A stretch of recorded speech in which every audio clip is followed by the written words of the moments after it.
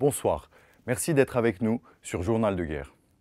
Au 380e jour de la guerre, voici ce qu'il fallait retenir de la journée à 19 h, heure de Beyrouth.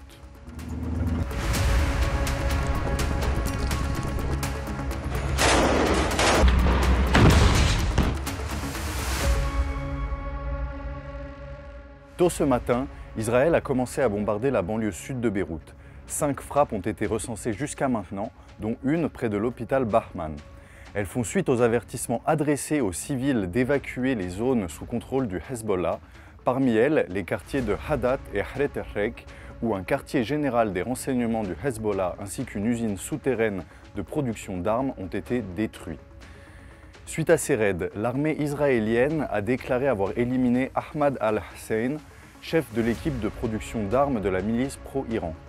Tout au long de la nuit dernière, les forces israéliennes ont frappé des dizaines de villages et de villes dans le sud du Liban, ciblant pour la 3e fois cette semaine le district de Nabatiyeh. L'Agence nationale d'information du Liban a rapporté que la frappe israélienne sur le complexe Kamal, à l'entrée ouest de Nabatiyeh, avait entraîné plusieurs victimes. En outre, d'autres frappes aériennes ont touché plus de 50 sites, y compris les villages frontaliers de Kfar Shuba, Bentejbel et Khiyam, qui ont tous été le théâtre de combats intenses. Par ailleurs, des affrontements ont éclaté sur le front de Haït el-Shab entre les combattants du Hezbollah et des soldats de l'armée israélienne. Les environs de Boukhriye, dans le district de Tyr, ont également été bombardés, entraînant la mort d'au moins 2 personnes.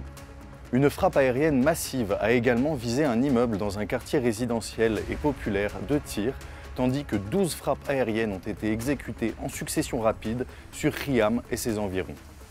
Cette intensification des frappes aériennes survient après les déclarations du Premier ministre israélien Benjamin Netanyahou, selon lesquelles la formation pro-Iran aurait tenté de l'assassiner lors d'une attaque au drone sur sa résidence. Le Premier ministre israélien a qualifié cette tentative d'assassinat de grave erreur et a déclaré que, je cite, « Quiconque tente d'en s'en prendre aux citoyens d'Israël en paiera le prix fort ». De son côté, l'armée israélienne a rapporté avoir attaqué plus de 65 combattants du Hezbollah dans le sud du Liban sous la direction du commandant du Nord, Uri Gordin. De plus, les médias israéliens ont rapporté que les défenses aériennes avaient intercepté un objet aérien suspect au large de la côte de Haïfa, bien qu'aucune alarme n'ait été déclenchée. Cet après-midi, l'armée israélienne a signalé qu'environ 70 projectiles avaient été détectés en provenance du Liban vers Israël, certains ayant été interceptés par le dôme de fer. L'armée libanaise a, de son côté, rapporté la mort de 3 de ses soldats, dimanche, tués dans une frappe israélienne qui a ciblé leur véhicule dans le sud du Liban. Cet incident porte donc à 8 le nombre total de victimes parmi les militaires libanais depuis l'escalade entre Israël et le Hezbollah. De son côté, le Hezbollah a annoncé avoir lancé un barrage de roquettes sur une base de l'armée israélienne à l'est de la ville du nord de Safed, et d'autres salves de roquettes ont également été signalées, notamment près du village de Markaba et à l'ouest d'Oradaïsé. Enfin, un de leurs drones se serait écrasé dans la ville de Haïfa. À Gaza, les responsables de la défense civile ont rapporté qu'une frappe aérienne israélienne sur une zone résidentielle a tué au moins 87 Palestiniens, dont des femmes et des enfants, à Beit Lahia, dans le nord du territoire. Le nombre de morts depuis le début de la guerre s'élève désormais à plus de 42 603 personnes, selon le ministère de la Santé de Gaza. L'armée israélienne a également contraint des Palestiniens du nord de la bande de Gaza à quitter leur foyer. Le porte-parole de l'armée israélienne, Avichai Adrae, a ensuite publié sur X une photo montrant des Palestiniens du nord de Gaza forcés d'évacuer, notant que leur nombre atteignait désormais les 5000. Au niveau international, le secrétaire général de la Ligue arabe, Ahmed Abou Gheit, a prévu de visiter Beyrouth lundi 21 octobre, tôt dans la matinée.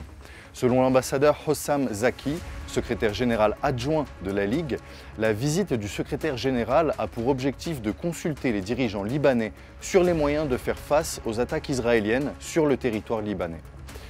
La visite vise également à encourager des accords concernant la vacance présidentielle, devenue une priorité cruciale pour compléter la direction constitutionnelle du pays. Cela fait en effet plus de 2 ans que le poste de président est vacant. C'est tout pour notre récapitulatif quotidien. Rejoignez-nous demain pour un autre point sur la situation et d'ici là, ne ratez rien, restez connectés sur notre site icibeyrouth.com ainsi que sur les réseaux sociaux. Merci.